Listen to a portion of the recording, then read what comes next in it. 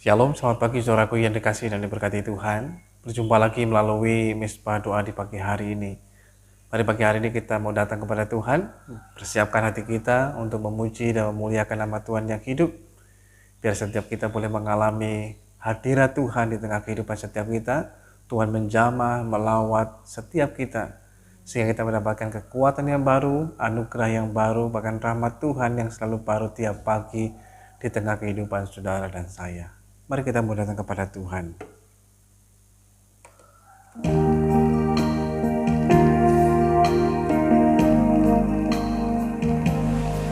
Terima kasih Tuhan Yesus. Betapa kami bersyukur kepadamu Tuhan. Sebab begitu besar anugerah-Mu atas kami. Sebab begitu besar kemurahan-Mu Tuhan atas kehidupan kami. Terima kasih Tuhan. Terima kasih Tuhan.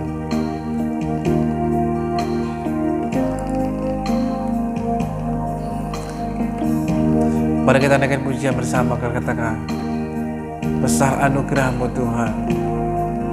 Ku ada sebagai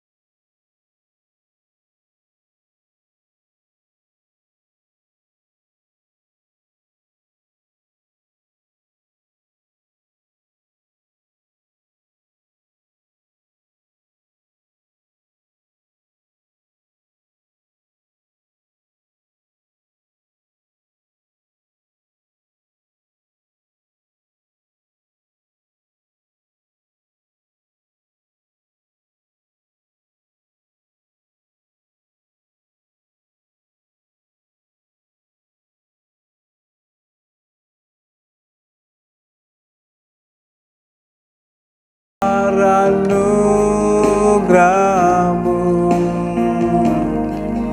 melimpah kasih-Mu, semakin hari makin bertambah besar anugerah-Mu, besar anugerah-Mu, besar anugerah-Mu. berlimpah kasih-Mu. Semakin hari semakin bertambah besar anugerah-Mu. Semakin hari semakin bertambah besar anugerah-Mu.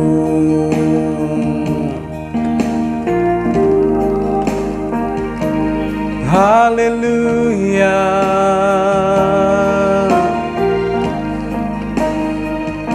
Semakin hari semakin bertambah besar anugerah-Mu, besar kasih-Mu Tuhan.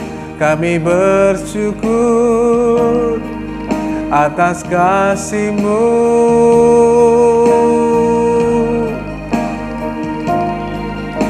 Betapa baiknya Kau Tuhan, sungguh kami bersyukur kepada-Mu Tuhan. Haleluya.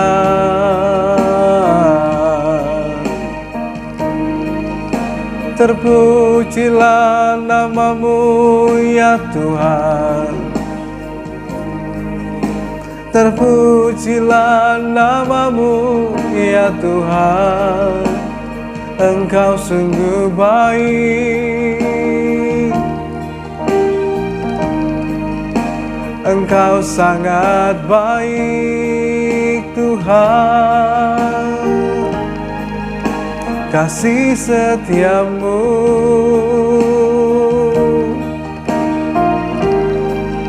sungguh besar, kemurahan-Mu sungguh besar, kebaikan-Mu.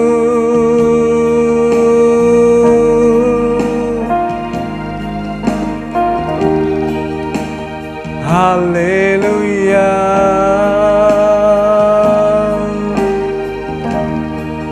Ku bersyukur menyembah-Mu, ku bersyukur memuji-Mu. Kau Tuhan yang setia.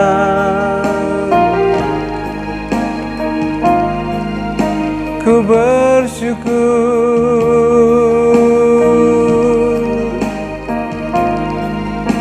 tinggikan nama-Mu Tuhan. Haleluya.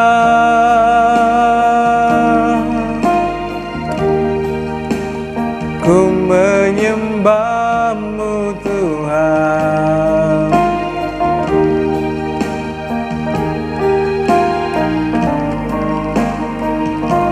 Ku bersyukur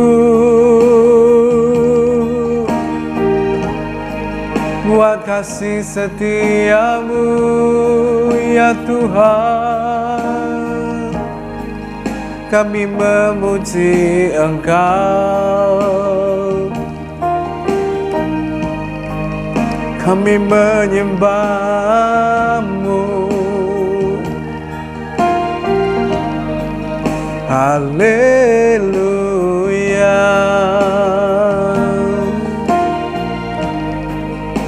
Engkau sungguh baik,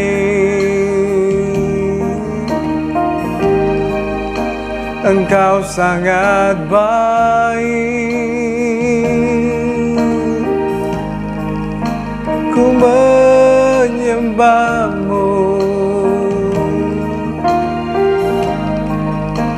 ku memuji-Mu.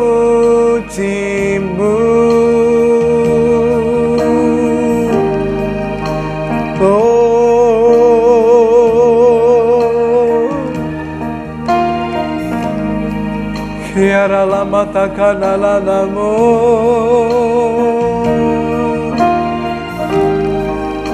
kiara patakana namase.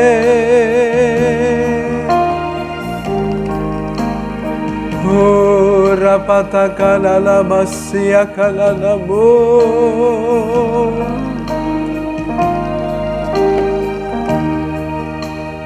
Haleluya.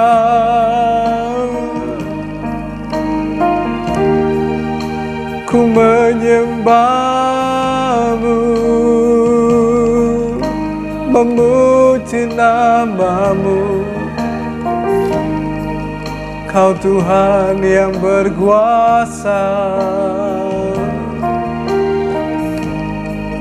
Kau Tuhan yang hidup.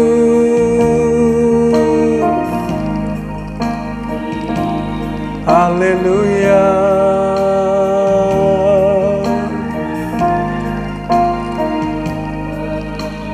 Haleluya Tuhan.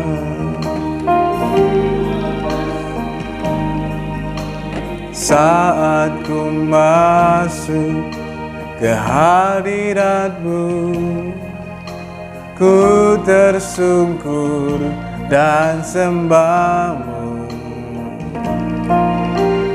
Ku persembahkan korban syukurku yang terbaik bagimu. Saat ku masuk ke hadirat-Mu, ku tersungkur dan sembah-Mu. Ku persembahkan korban syukurku yang terbaik bagimu. Ku bawa korban syukur ke tempat kudus-Mu Tuhan. Hatiku limpah dengan syukur, sebab Tuhan baik. Oh, sebab Tuhan baik. Saat ku masuk ke hadirat-Mu, saat ku masuk ke hadirat-Mu, ku tersungkur dan sembah-Mu. Ku persembahkan korban syukurku yang terbaik bagimu. Ku bawa korban syukur ke tempat kudus-Mu Tuhan. Hatiku limpah dengan syukur, sebab Tuhan baik. Selamanya ku bawa korban syukur ke tempat kudus-Mu Tuhan. Hatiku limpah dengan syukur, sebab Tuhan baik. Oh, sebab Tuhan baik. Oh, sebab Tuhan baik.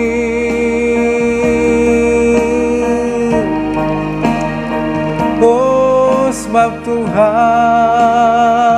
Engkau sangat baik. Mari naikkan syukur kepada-Nya, mari puji nama-Nya, agungkan Tuhan. Dia Raja yang kekal, Dia Tuhan yang besar. Bagimu-lah segala hormat kemuliaan, bagimu-lah segala kuasa.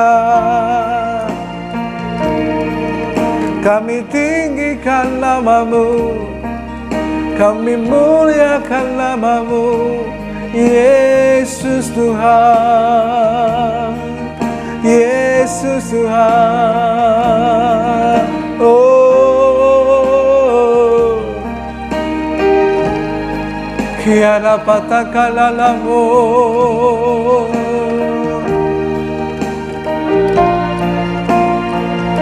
Kinara patakalalamu,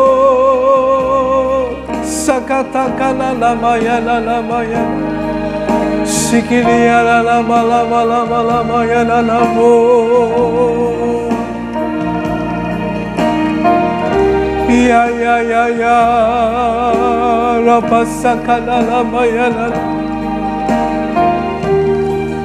Haleluya. Kami angkat hati kami menyembah-Mu. Kami angkat suara bersyukur selalu kepada-Mu. Sebab kasih setia-Mu besar Tuhan. Anugerah-Mu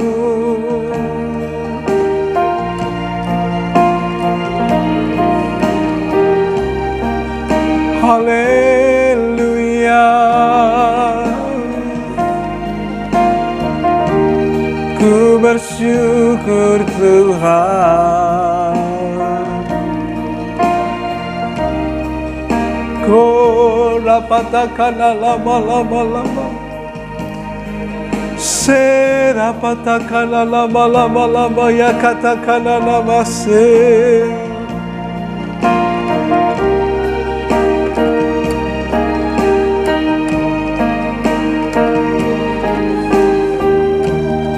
Kurapatakan lama-lama se, kiala patakan lama, kinala lama-lama ya se.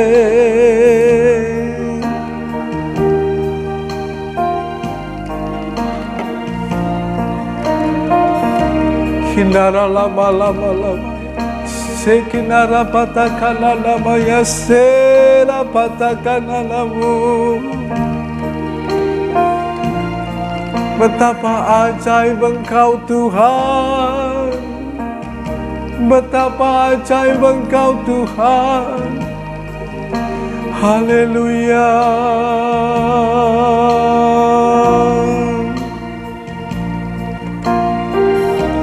Engkau baik, Engkau sungguh baik Tuhan, kasih setia-Mu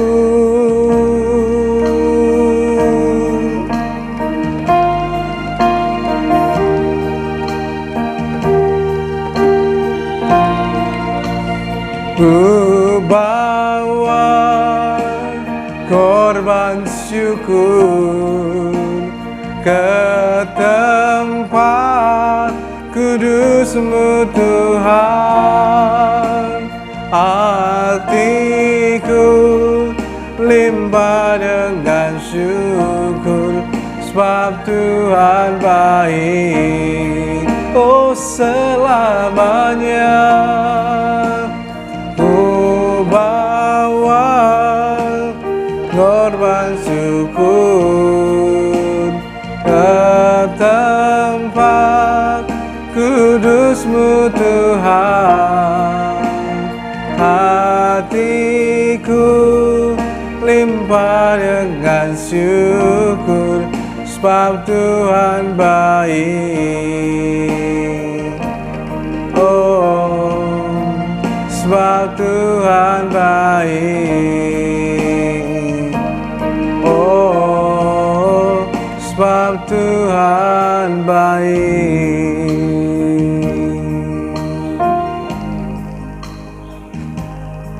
Haleluya Tuhan, terima kasih Tuhan.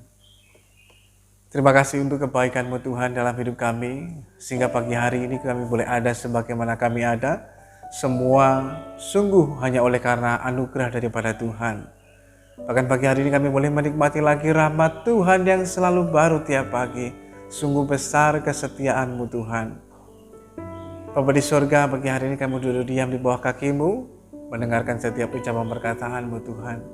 Kami membuka hati dan pikiran kami, supaya kiranya firman-Mu Tuhan berbicara kepada kami, menegur kami, mengingatkan kami, menasihati kami, tapi juga menguatkan dan meneguhkan kami semuanya. Sehingga Tuhan, kami yang lemah dikuatkan dan diteguhkan kembali. Kami yang mungkin berputus asa, hilang pengharapan, kami dikuatkan kembali oleh anugerah-Mu Tuhan. Tapi juga Tuhan, kami yang sakit, kami yang lemah, kami disembuhkan dan dipulihkan dengan kuasa daripada Tuhan. Sebab itu kiranya Roh Kudus, Engkau mengurapi kami semuanya, Engkau berkuasa atas kami, dan kiranya Engkau menyatakan anugerah-Mu, sehingga dengan hikmat ilahi Tuhan, kami dapat menangkap sesuatu pesan dari firman Tuhan yang mengubahkan kehidupan kami makin serupa dengan Kristus Yesus Tuhan. Di dalam nama-Mu Tuhan Yesus kami berdoa dan mengucap syukur. Haleluya. Amin. Puji Tuhan. Selamat pagi saudaraku yang dikasihi dan diberkati Tuhan. Pagi hari ini dalam pembacaan kita dalam Amsal pasal yang ke-11 ayat yang ke-22. Amsal pasal yang ke-11 ayat yang ke-22, firman Tuhan mengatakan kepada kita, seperti anting-anting emas dijungur babi, demikianlah perempuan cantik yang tidak susila. Melalui firman Tuhan ini kita belajar ada beberapa hal yang penting. Seperti anting-anting emas dijungur babi, sesuatu yang mahal, yang mulia, yang berharga, tapi ditempatkan pada hal yang salah, sehingga tidak ada gunanya sama sekali, bahkan merendahkan. Nah, ini merupakan gambaran dari seorang wanita atau perempuan yang cantik yang tidak susila. Perempuan cantik yang tidak memiliki akal budi, yang tidak memiliki kebijaksanaan dalam kehidupannya, atau dengan kata yang lain, bodoh dan mudah dibodohi oleh orang yang lain. Nah, oleh karena itu melalui firman Tuhan kita bisa belajar beberapa hal yang penting. Yang pertama, dalam kehidupan kita, bahwa ternyata penampilan bukanlah yang utama dalam kehidupan kita, tetapi yang utama adalah bagaimana Tuhan memberikan akal budi, supaya akal budi kita senantiasa dipenuhi dengan hikmat ilahi, hikmat surgawi daripada Tuhan. Sehingga bukan hanya sekedar ibaratnya orang secara fisik penampilannya cantik, menarik, tetapi sungguh-sungguh kita memiliki pikiran yang bijaksana dalam hidup kita. Yang kedua, ini adalah sebuah kehidupan yang kemudian dalam tanda kutip sepertinya hidup yang disayangkan. Sayang sekali. Misalkan orang ini sudah kaya raya tapi sayangnya pelit. Nah, dan sebagainya. Orang ini kelihatannya begini tapi sayang. Sesuatu hal yang disayangkan karena tidak melakukan seperti yang semestinya. Sungguh elok kalau kita memiliki emas atau perhiasan, entah itu cincin, entah itu mungkin anting-anting, dan kita sematkan atau kita taruh di tempat yang semestinya.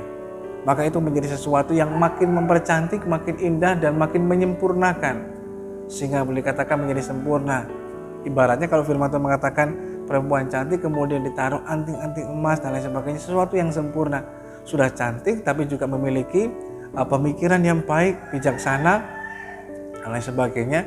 Itu sesuatu yang seharusnya, sedemikian yang seharusnya, sesuatu yang lengkap dan komplit, bahkan itu menyempurnakan dalam kehidupan. Namun jangan menjadi orang yang kemudian sayangnya dalam kehidupan kita.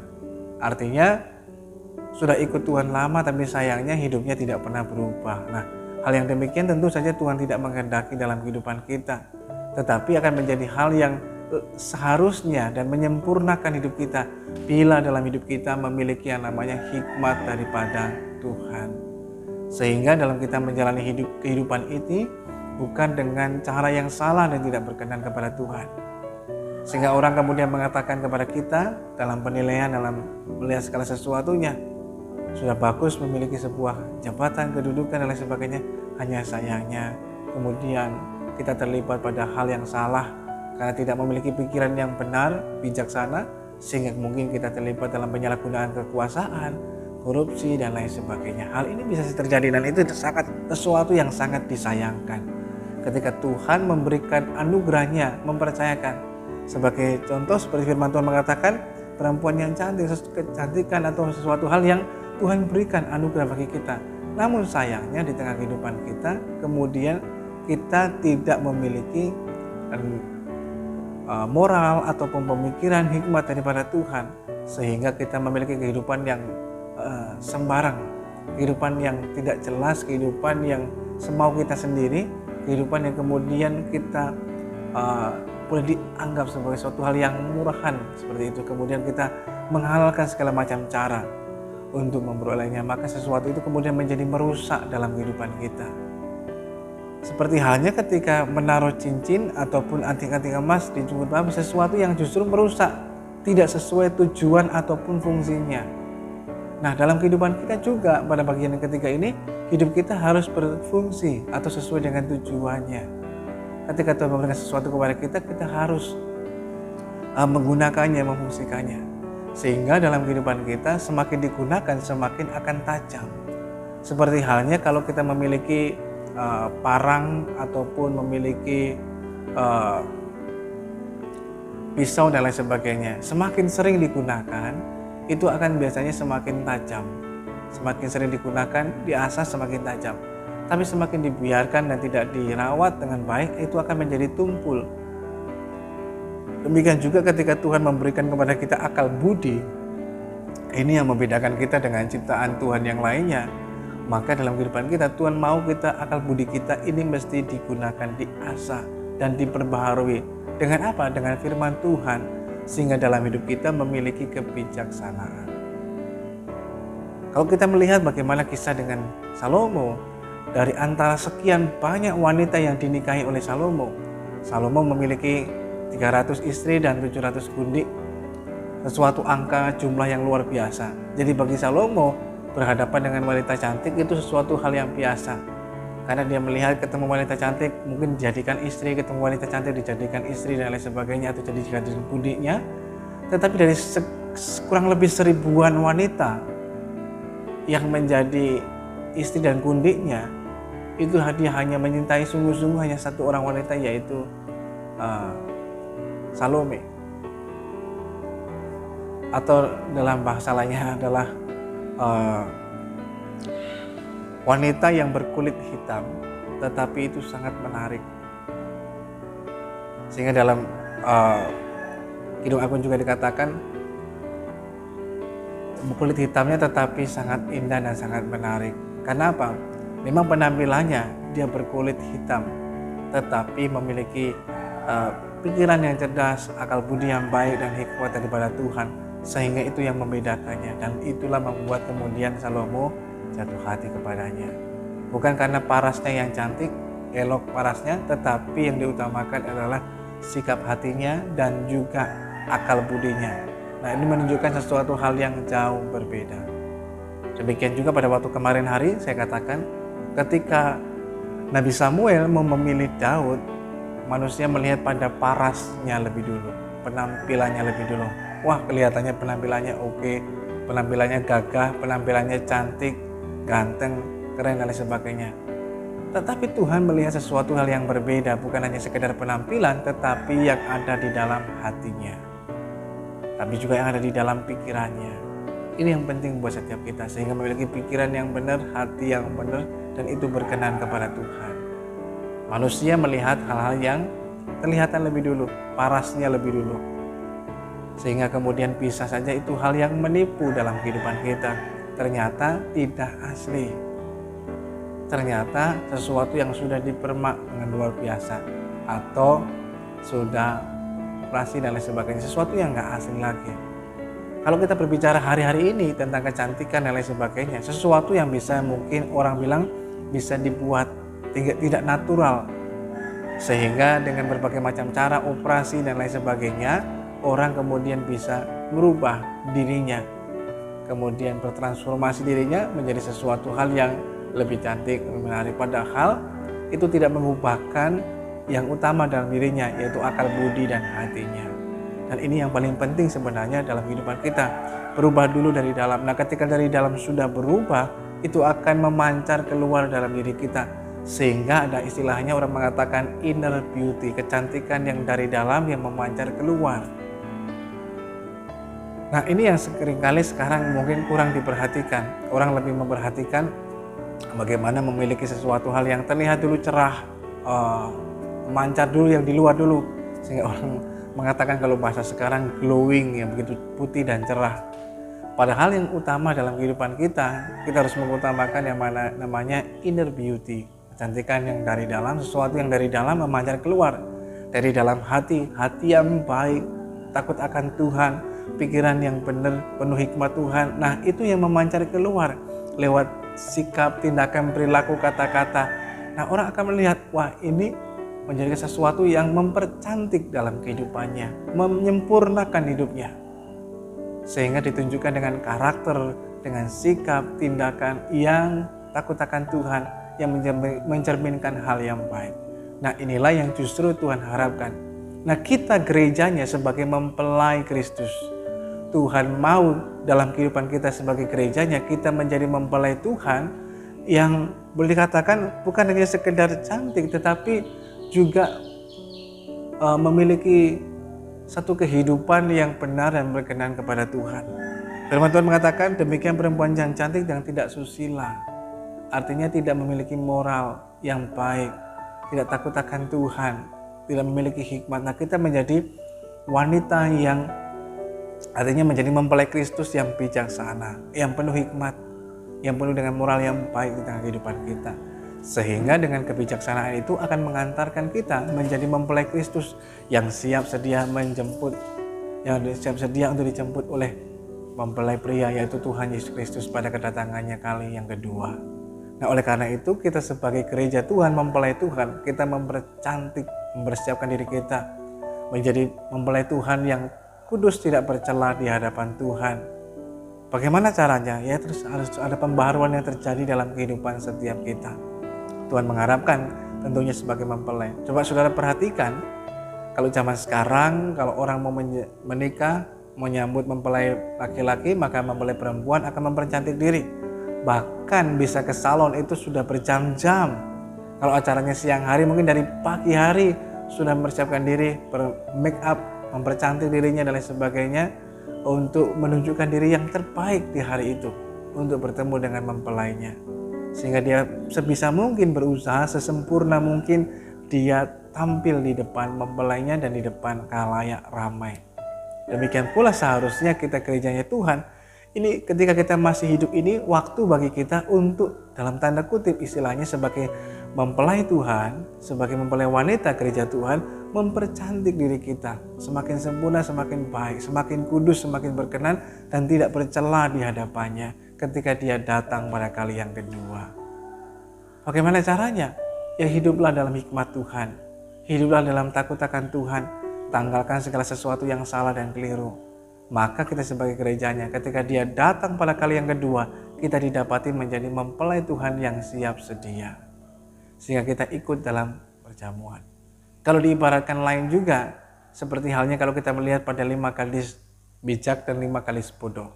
Sebenarnya secara umum mereka 10 gadis yang berjalan bersamaan dengan tugas yang sama menanti mempelai laki-laki, menyambut mempelai itu. Hanya persoalannya 5 orang mempersiapkan diri dengan baik, membawa minyak. Itu adalah sebuah langkah yang bijaksana. Bukan hanya membawa pelita, tetapi juga membawa minyak sebagai persediaan. Mengapa demikian? Karena belum diketahui dengan pasti jam berapa pastinya mempelai laki-laki itu akan datang. Itu sebabnya ketika kita tahu hal ini, kita mesti menjadi orang yang bijak. Dengan cara apa? Bukan hanya membawa pelita, tetapi juga membawa minyak persediaan. Kalau seandainya mempelai itu datangnya terlambat atau datangnya di jam yang jauh lebih malam lagi, maka kalau pelita ini memiliki jatah waktu, pelita dengan minyak yang penuh mungkin bisa bertahan mungkin 2 jam. Nah, kalau mempelai datangnya 3 jam berikutnya, maka kita akan kesulitan, akan mendatangkan masalah bagi diri kita sendiri.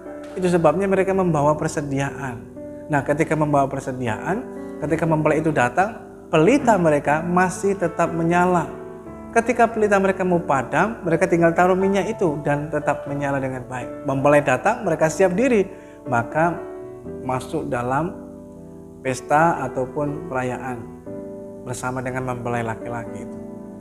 Berbeda dengan wanita yang tidak bijak atau wanita yang bodoh, dikategorikan sebagai wanita yang bodoh. Mengapa demikian? sudah diberitahu mempelai laki-laki akan datang, tetapi jam dan waktunya tidak diberitahukan. Oleh sebab itu mereka menganggap remeh, menganggap segala sesuatunya dianggap remeh, dipandang ringan. Sehingga mereka mengatakan, oh gampang, nanti kalau kurang minyak, kalau minyaknya habis tinggal minta ke teman, atau minyaknya habis tinggal beli dan lain sebagainya. Mereka anggap gampang seperti itu. Ternyata pada waktu yang ditetapkan, ketika mempelai itu datang, minyak mereka habis, lampu hampir padam. Lalu apa yang terjadi ketika mereka meminta kepada gadis yang lain, gadis yang bijaksana itu berkata, nggak bisa, ini persediaan buat kami sendiri. Lalu mereka kebingungan dan mereka mencari minyak, membeli minyak. Ketika mereka sudah dapatkan minyak, datang lagi, pintu sudah ditutup, dan ketika mereka mengetuk sudah nggak bisa dibukakan lagi. Sesuatu yang disayangkan. Mengapa disayangkan? Karena tidak bijaksana, yaitu dengan mempersiapkan diri dengan begitu baik. Nah, seseorang yang bijaksana penuh dengan pertimbangan, sehingga kita bisa masuk dalam perjamuan kawin anak domba. Demikian pula kita, gereja Tuhan sebagai mempelai wanita dari Kristus Tuhan.